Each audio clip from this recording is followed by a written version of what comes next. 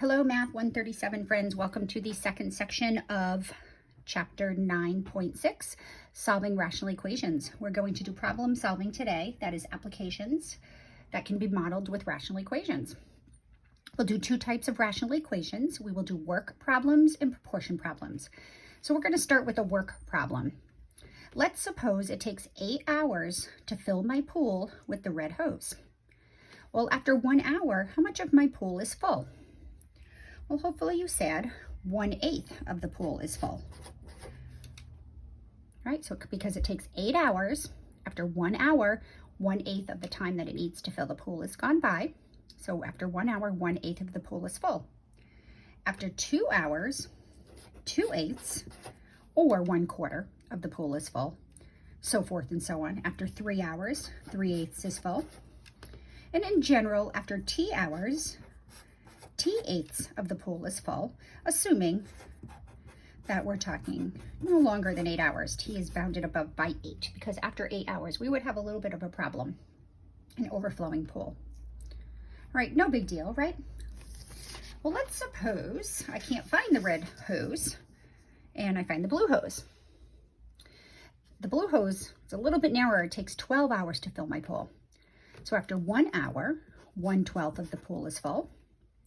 After 2 hours, 2/12 of the pool is full. After 3 hours, 3/12, so forth and so on. So in general, after T hours, T/12 of the pool is full using the blue hose. Now, of course, T can't go beyond 12 hours, so that's just a formality. I'm bounding T above by 12. Well, as I'm preparing to fill my pool in the spring, suppose I find both hoses, and fortunately I have 2 spigots outside, so I can use both hoses. How long will it take my pool if I use both hoses? Well, after 1 hour, how much of the pool is full?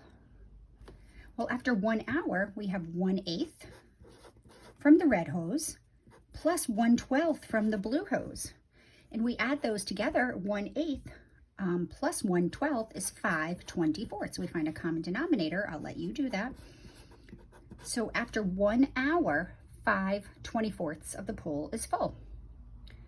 After 2 hours, the red hose has filled 2/8 of the pool, and the blue hose has filled 2/12, and 2/12 plus 2/8 is, well, 2 hours is just going to be double that also, so as we would expect. It's going to be 10/24 of the pool is full. So just a little under halfway after 2 hours. So after 3 hours, we'll keep going in this fashion. We have 3/8 plus 3/12. Well, after 3 hours, I'm hoping you'll guess that the answer is going to be, well, 1 hour is every hour is 5/24 of the pool, 10/24, so that it'd be 15/24. So we have 15/24 of the pool is full. So we're getting there a little bit quicker because we're using both hoses. After 4 hours, we're going to have 4/8 plus 4/12. And that's going to be, get a common denominator, or just add another 5/24. We're going to be at 20/24. So we're almost full after 4 hours. Well, let's see what happens after 5 hours. After 5 hours, we're at 5/8 from the red hose and 5/12 from the blue hose. And we're going to be at 25/24. Ooh, that's a little too full. All right, so we have to be careful here. This is too full. It overfilled. Right, so we know somewhere between 4 and 5 hours it's going to take to fill the pool. A little more than 4, but a little less than 5. So what we'd like to know is precisely how long will it take to fill the pool if we use both hoses? Well, keep in mind that when we used the red hose, after T hours, T/8 of the pool was full. So this was the red hose. Oops, I just put my finger. This was the red hose, gave us T/8. All right. And then after T hours, the blue hose contributed T/12 as the proportion. So the blue hose, right, this would be, the pool is whatever units, gallons, whatever, full. So the pool is full when the proportion from the red hose plus the proportion from the blue hose is at 100% or 1. The pool is full when these two fractions, this part plus that part, equals the whole pool. The pool is full when T over 8 plus T over 12 is equal to 1. The portion of the pool that's filled by the red hose plus the proportion of the pool that's filled by the blue hose should equal the entire pool, 1. So let's solve this rational equation to get exactly when the pool is full. Well, we need a common denominator, right? Because we have two rational expressions on the left, and I'm going to turn this into 1 over 1. So hopefully you can see that the common denominator will be 24. So we're going to do 3 times t over 3 times 8. Common denominators are pretty simple when our denominators are numeric, especially when they're easy multiples like 8 and 12. We can get to 24 by doing 2 times 12. So we would do 2 times t up here. And then we're going to change 1, or 1 over 1, to 12 over 12. So now we're going to add the left side. We have 3t plus 12t. I'm sorry, 3t plus 2t is 5t's all over the common denominator of 24. Whoops, I messed up here. We don't want this to be 12 over 12. How about 24 over 24? If we want to keep with the same process that we used in earlier in 9.6. Sorry, that should be, the common denominator is 24. So I turned 1 into 24 over 24. So 5t over 24 equals 24 over 24. Now we multiply to eliminate the common denominator, 24. They cancel. And we get 5t equals 24. And then we divide the 5 out. And we get t equals 24 over 5, which is 4.8 hours. So as expected, this is going to take between 4 and 5 hours using both hoses to fill the pool. So therefore, I'm just going to squeeze it in down here. Using both hoses, it will take 4.8 hours to fill the pool. Now notice the red hose took 8 hours, the blue hose took 12 hours, and as we would expect when we use the hoses together, it should take less time than the quickest hose, because alone the red one can do it in 8. So adding the blue hose is only going to speed up the time. So using both hoses, it would take exactly 4.8 hours to fill the pool. Right, so this is called a work problem, when we have two people or 2 objects working together to complete a task. We're often interested in how long it would take both those objects to do the task together. So there's a couple ways you can look at the template for this. I prefer my way, but you are welcome to use Alex's way. If you have 2 objects or people working together on the same job, and if it takes object or person A a certain amount of time to complete the job alone, and a second person B, however many units of time to complete the job alone, then they can complete the job together in T units of time, where T over A's time plus T over B's time is equal to 1. So T is the time it takes A and B to do the job together. We're going to let A be the time it takes person A, person or object, I should say, to complete the job alone.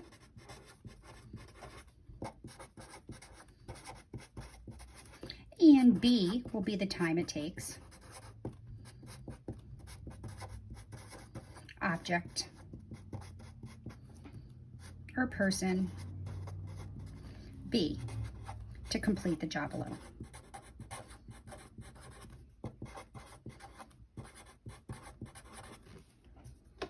All right, so this is going to be the magic template for all our work problems. T is the together time. The left numerator will be one person or object's time. The right numerator will be the other person or object's time. And we always set it equal to 1 because this is the proportion that gets done by the first person or object. This is the proportion that gets done by the second person or object. And we want to know how long it's going to take them to complete the entire task. So each proportion added together should equal your quantity of 1. All right, so that's the magic template. All right, let's look at a painting scenario. Suppose it takes Ron 2 hours to paint the wall, and Fran can paint the same wall, but it takes him 3 hours. How long would it take them to work together, if they work together, to paint this wall? All right, well, we're looking for the together time. How long would it take them if they worked together? So we don't know their together time. But the template that we're going to use is time over the first person, it's together time over the first person's time plus together time over the second person's time is equal to 1. So we're going to put in here, the first person takes 2 hours, the second person takes 3 hours. T is their together time, which we don't know, so we are going to solve T over 2 plus T over 3 equals 1. We get a common denominator of 6. So T over 2 plus T over 3 equals 1 over 1. This guy needs a 3. This needs a factor of 2. So this is going to be 6 over 6. So we get 3T over 6 plus 2T over 6 is equal to 6 over 6. Or 5T over 6 is equal to 6 over 6. We multiply both sides by that common denominator. We can eliminate the common denominator, and we just simply get the numerators equal. 5T equals 6. So the time is going to be 6/5, or 6 divided by 5 is a nice number. It's a finite decimal, so we can call it 1.2 hours. Make sure you read the directions carefully. If it wants an exact answer and it was like 6/7, for example, then make sure you leave it in 6/7 and you don't use the rounded decimal. So it would take, therefore, it would take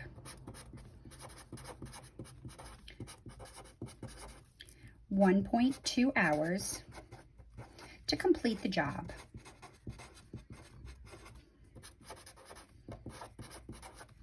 If Fran and Ron worked together.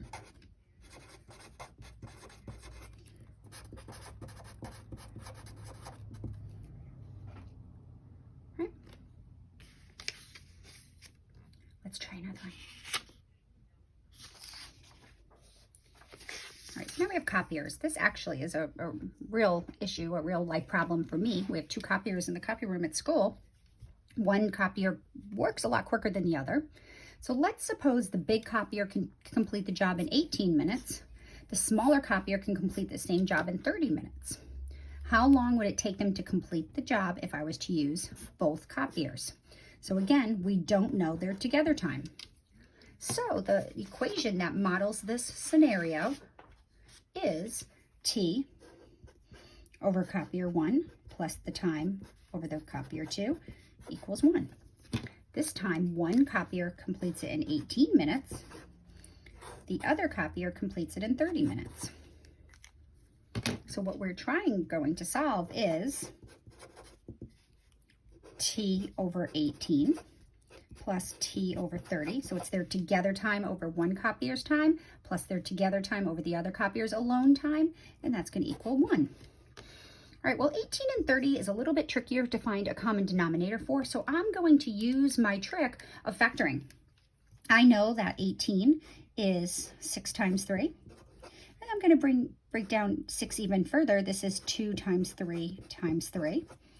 So the prime factorization of 18 is 2 times 3 times 3. 30 can be broken down into 3 times 10, but that can be broken further into 3 times 5 times 2. All right, so let's see what they share. They share a 2 and they share a 3. So this left denominator just needs a factor of 5. So we'll put 5 up here and 5 down there.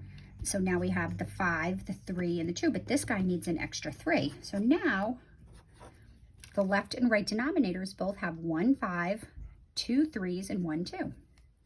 So the common denominator is, well, 30 times 3 is 90. That's the easier one. So it's going to be 3t over 90, and 18 times 5 is also 90, and that's what it should be because we wanted a common denominator. So we're going to get 5t over 90 plus 3t over 90. I'm going to change 1 to 90 over 90. So then I get 8t over 90 equals 90 over 90. Multiply both sides. Whoops. If I write it right, that would be better. Let's multiply. That should be 90. Multiply both sides by the common denominator to eliminate the common denominator that we worked hard to find. We get 8t equals 90. T equals 90 over 8.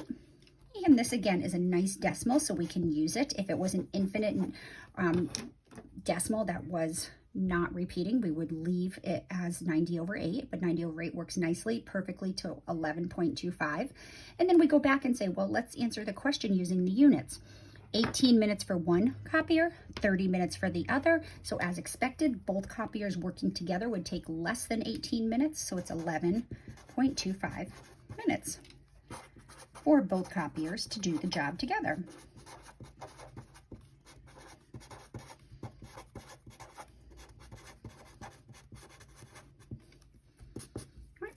Not too bad, right? All right, well, we're gonna just take it up a little bit more. A notch higher. Ready? What if we know their together time? What if we knew that their together time was 11.25? Can we figure out how long it would take each of them to do that task? Well, let's see. Let's suppose Sue can sew masks 3 times faster than Max. If they work together, it will take them 15 hours to sew all the masks they need. So their together time is 15. So this time we know T is equal to 15. What we want to know, how long is it going to take if they do their job alone? Now we need some information comparing the two, and we have it right here. Sue can sew 3 times faster than Max. So let's look at our T over A plus T over B equals 1. Well, if one person sews 3 times faster than the other, then, well, first, actually, you know what? I'm going to put this here because it's a fact that T equals 15. So this time we know the value of the numerator. What we don't know is the values of the denominator. But we can't have 2 variables in one equation. So 3 times faster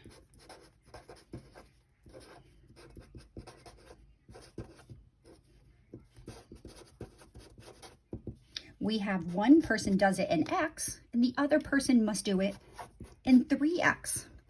So if one of them does it in 10 minutes, the other person must do it in 30 minutes. So 3 times faster. So we are going to replace the A and the B with X and 3X. So I'm going to do T over X. Oh, nope, sorry, 15. Whoops, sorry. 15 over X. And then 3 times faster would be 3x, would be the other person, and that's going to equal 1. So that's the equation we need to solve. So this is what we want to solve. Now this looks a little bit more like the equations we were working with in the beginning of the section.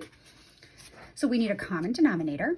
So we have 15 over x plus 15 over 3x equals 1.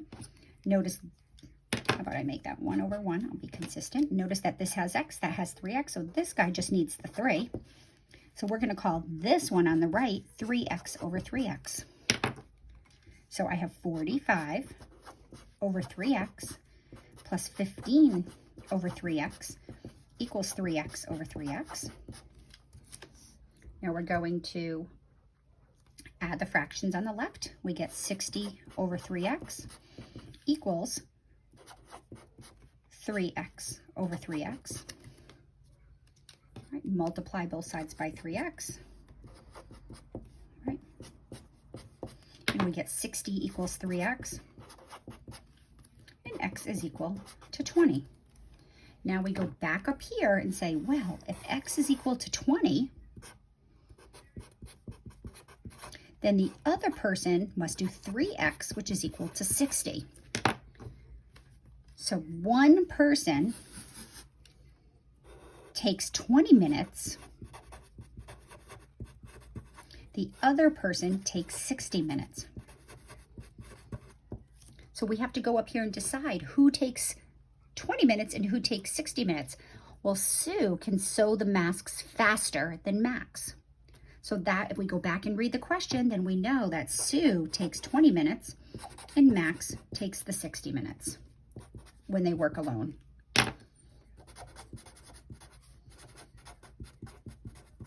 Oh, no. Wow, sorry, rough night. How about takes hours? Wouldn't that be nice if it only took minutes to sew masks? Be careful there. So it would take Sue 20 hours when working alone. And it would take Max 60 hours when working alone, but if they worked together, they would get it done in 15 hours. All right, sorry about that. But if you're paying attention, hopefully you caught that. All right, one more work problem, a little bit different. Again, we know the together time here. We want to know how long it would take Sarah and Jose if they're flipping pancakes if they flipped them by themselves. It takes Sarah 5 seconds less than Joe to flip all the pancakes. If they flip the pancakes together, it would take 6 seconds. So we know their together time is 6. So knowing their together time is 6, we want to know how long it's going to take them to work together. All our working together problems can be modeled with T over A plus T over B equals 1. So this time we know their together time is 6 seconds. I won't mess up my units this time. So the T in both numerators is going to be 6. So what we don't know is how long it's going to take each of them if they work alone. Well, 5 seconds less. Well, 5 seconds less. Well, the relationship between one person and the other, one works X seconds and the other one works 5 seconds less. So if it was 5 seconds more, we would add 5. 5 times more, we would multiply by 5. 5 less, we subtract 5. So therefore, the equation is going to be 6 over x plus 6 over x minus 5 equals 1. All right, so now we have to look and we say, what is the common denominator? So I'm just going to move these guys over here to give me more room. Well, this is just a single factor of x. This is x minus 5. Now remember, we can only introduce new factors to numerators and denominators of fractions. We can't just subtract 5 from this fraction in the numerator and the denominator because it's not true. So what we need to do is introduce the factor of x minus 5 to that fraction and introduce just x into the right fraction. So this is going to be, we need an x minus 5, the whole factor including the parentheses, and this guy just needs the x. So the common denominator is going to be x times x minus 5. X times x minus 5. So this one's a little more complicated.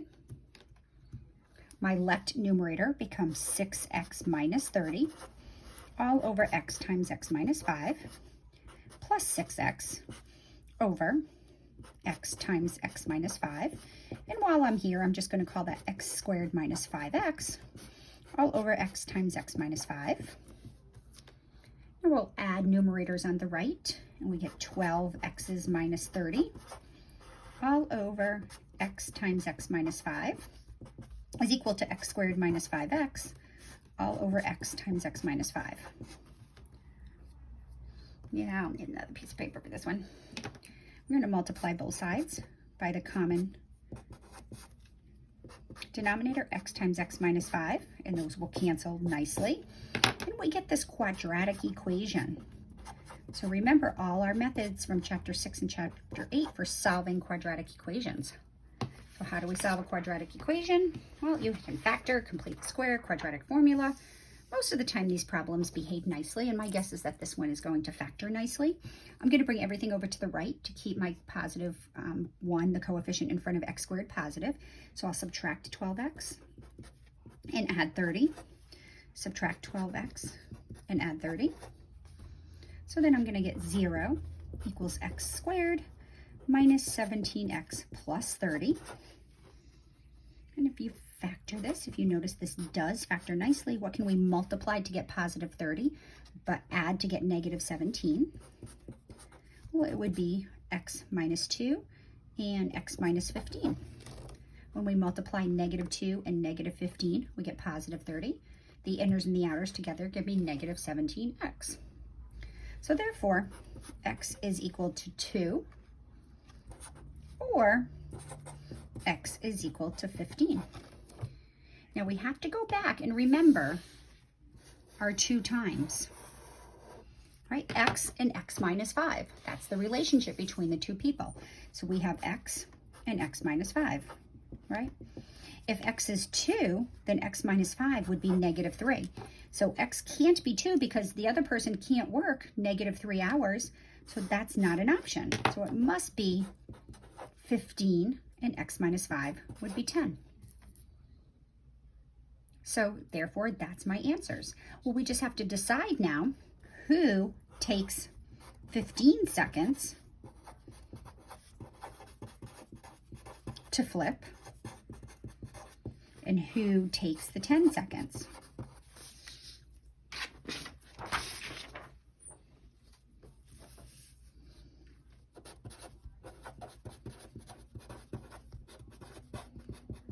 Well, if we go back to the original problem and read it carefully, you see that it says, if it takes Sarah 5 seconds less than Joe, Sarah must take the less amount of time. So we're going to give Sarah, right here, Sarah takes 10 seconds to flip alone, and Joe takes 15 seconds if he flips alone. All right, so make sure you practice these. They follow the same template. Again, Alex uses a little bit different of a template than mine. I find mine easier to use. You're welcome to use Alex's template, but we will go over some of these problems in class. All right, lastly are proportion problems. Often I find that students in this class have done these problems plenty of times before. I'm going to do it my way. If you have a better way or prefer a different way, that's fine. As long as you get the right answer, we're good. So my car uses 3 gallons of gas to go. Oh, to go. It's an enthusiastic go. So let me get rid of that. To go, right? There, to go 100 miles. How many gallons of gas would I need to make a 385-mile trip? All right, well, I look at it this way. I'm looking at a relationship between gas and miles. So I know it takes 3 gallons of gas to go 100 miles. That's the relationship here. I want to go 385 miles, so I don't know how much gas I would need. But this is a proportion problem, and you can either do gas in proportion to miles or miles in proportion of gas. What I always choose when you have your 2 variables, I choose the variable to be the numerator variable that has the unknown. So seeing we're looking for this, I'm going to look at the relationship of gas over miles. Right, so if I set this up like a proportion problem, I know that 3 gallons of gas will get me going 100 miles. And that has the same relationship of however many gallons of gas it would take to go 385 miles. Now I know with gas and miles per gallon, you could see what your gas mileage was and figure it out that way. But I'm just trying to build some consistency when we're solving proportion problems. All right, when we're solving proportion problems, typically we're going to get one fraction equals another fraction with one unknown in one of the 4 spots. So this is probably one of the only times that I'll ever say that we don't need to find a common denominator. All we need here is to solve for x. That's all we're looking for. So all we need to do is get this 385 over to the other side. So I'm not going to make this problem any more difficult by increasing the size of the denominator. I'm just going to, I want to eliminate the 385 in this denominator. So I'm going to simply multiply both sides of the fraction by 385 because I'm not interested in eliminating the left denominator. I'm interested in getting this x all by itself. So now I have x is equal to 385 times 3 over 100 equals x. And we pop that into our calculator, and this comes out nicely to 11.55. And make sure you use your units. What were we looking for? We were asked how many gallons of gas would we need to go 385 miles, and the answer would be 11.55 gallons. So properly, we should answer using our units. All right, again, you may have a different way to do that, but let's look at this where maybe the relationship isn't so obvious as gas and miles. Around the holidays, I like to make lots of cookies, and let's suppose cookies and cupcakes. Let's suppose I need 6 1/3 cups of flour to make 60 cupcakes, but I need 210 cupcakes. So how much flour do I have to make sure I have? So again, I write down my two variables, cups of flour and number of cupcakes. Right, so I need 6 1/3 cups of flour for 60 cupcakes. I don't know how much flour I need for 210, and that's what I'm trying to figure out. So 6 1/3 of cups of flour will give me 60 cupcakes. X cups of flour will give me 210. So I'm looking for cups of flour, so I'm going to do cups of flour over number of cupcakes. That's the relationship I'm going to look for. So I'll do 6 1/3. Whoa, no, I'm not going to do that. Yes, no, I am. Over 60, sorry, equals x over 210. What I don't like is the 6 1/3. Ugh.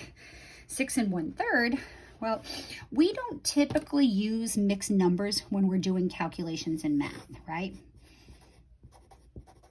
Be careful, this is not 6 times 1/3. 6 times 1/3 would be 2, and we definitely need more than 2 cups of flour to make these 60 cupcakes. So let's turn this into 6 1/3 is 6 plus 1/3, right?